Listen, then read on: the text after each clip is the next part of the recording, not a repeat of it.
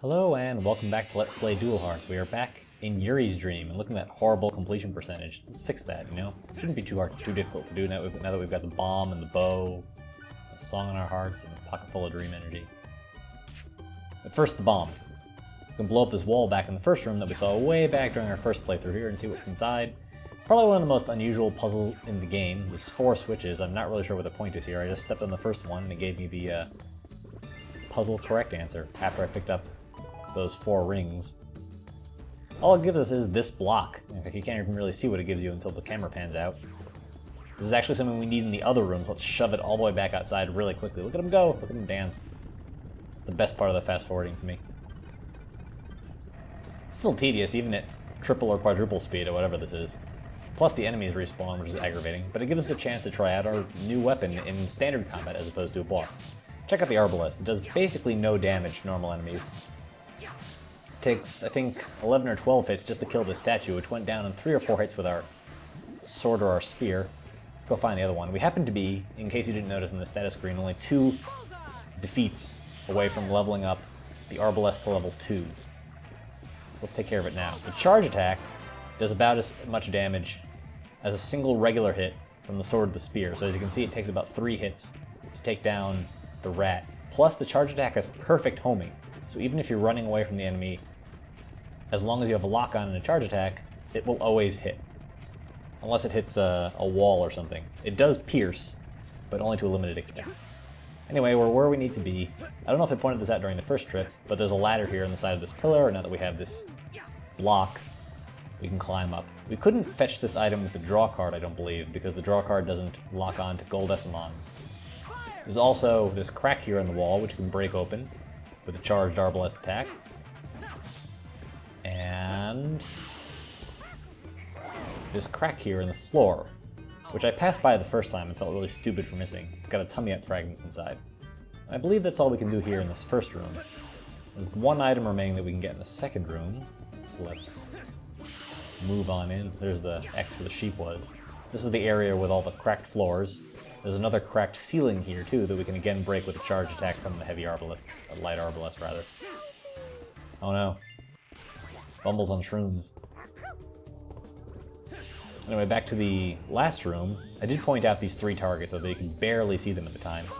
You crack them all and we'll get a gold Essamon. I'm also equipped with a sword of friendship here in case you want to see what it looks like. We'll get a chance to use it a little bit more in the remainder of this area. Let's pick up that gold Essamon and move all the way back to the start. Remember, way back in our introduction to this dream, you could see a path through the water to the left of the starting area. So let's go explore it. There's the dream energy we get inside, but apparently we're stuck on this corner here. I'm not really sure what this happened. Come on, get over the hump. You have to actually get away from it. You hang for some ridiculous reason. Anyway, dream energy. That's our reward just for being aware that this place exists, remembering that it was here after being stopped from coming back here the first time. Hello, it's Yuri. And check out the door to the new area. It expands as you get close to it, which is kind of like a weird application of the size-changing sub-theme to this area. He's got his glasses so he can see. We were in fact incorrect. He is not lost them the second time.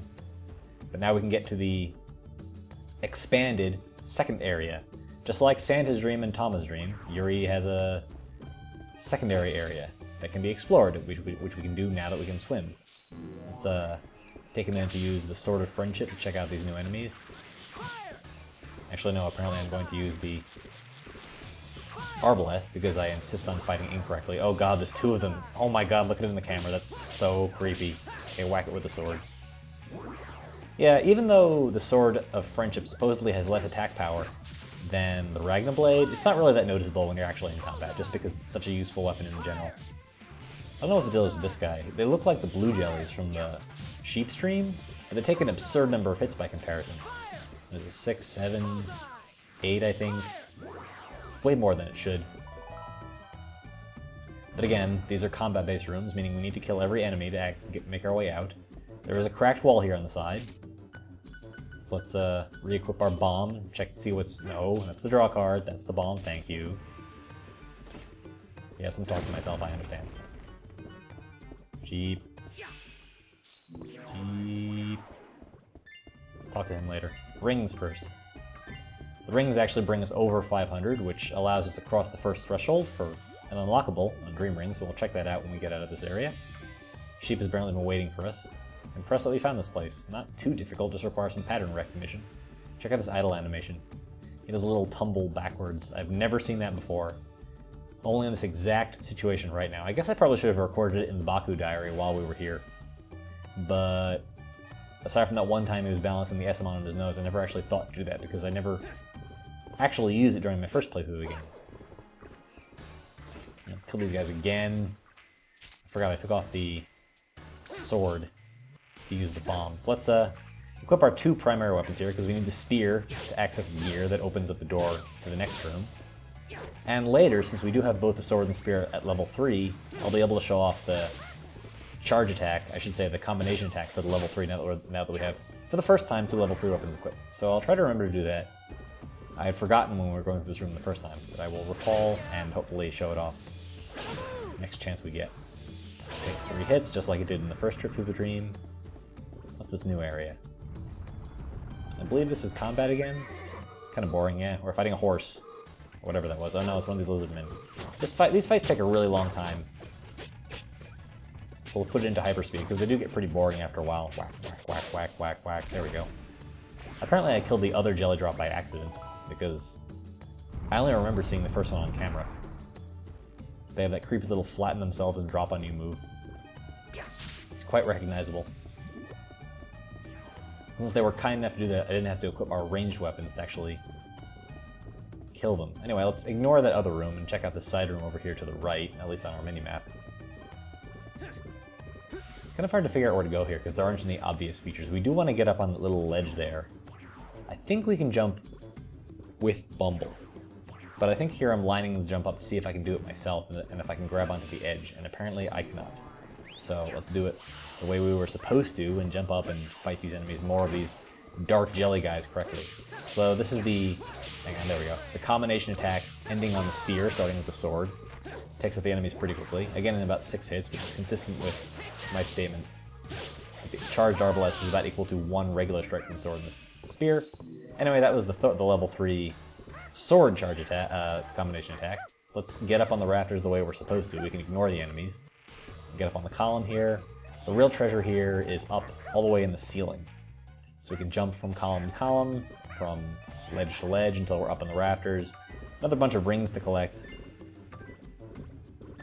Nothing new here, 1 in every corner.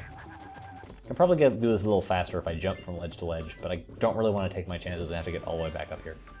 That's the last one, so, oops, wrong button. Yeah, there's one more crack in the ceiling. I believe this is the last one, with another piece of dream energy inside. So you can pick that up, and move back to the room on the other side of the little junction point that we just crossed. And this is wall. Watch out. This is a maze. One of those invisible mazes where you can only see the walls when you get close to them. There's a spiked ball moving around. I'm not really sure what it's here for. It has very little to do with the actual path you need to traverse to get through this room. There's also a couple of little sort of secondary puzzles we have to solve. You can see coming up, yep, there's one of those star tiles, and of course there's a wall right between it and the pad we're supposed to throw it on. We cannot get through this way. Turn around, thank you.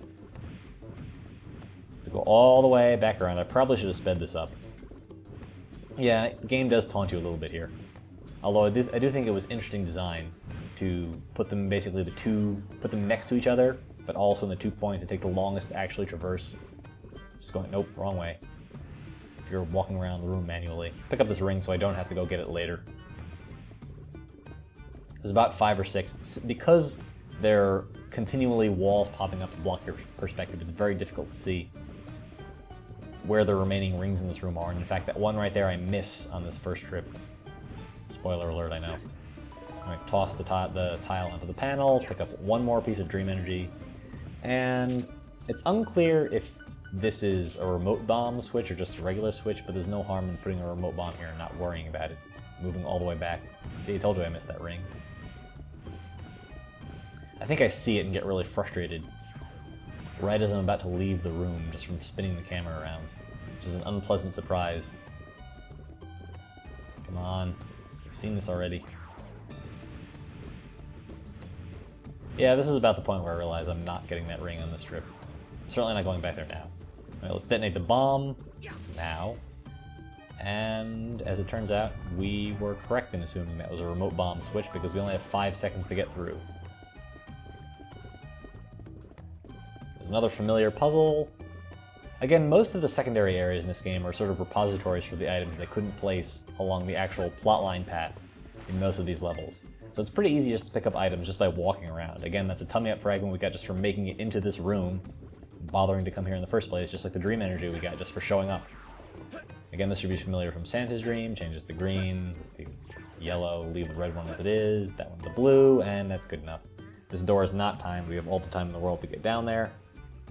Just another simple underwater path. Let's go take care of that.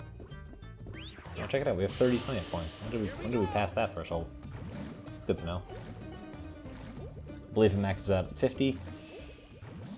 Fish! Oh god. These are the first of these fish that actually got in my way, so I might as well just kill them with a breath attack. It's ridiculously powerful. I probably don't utilize it as much as I should. Oh god, he's following me. It's like Jaws Jr. There's an HP up just for getting to this part of the room, getting through this little passage. Oh no, a ring, I missed it. I need them. I need them so much. Get it, thank you. I feel better. Looks like there's a panel there in the floor, but it's actually nothing. At least I don't believe there's another collectible there, since I've 100% completed this dream already. Oh, I'm sorry, it's just the shadow of this platform.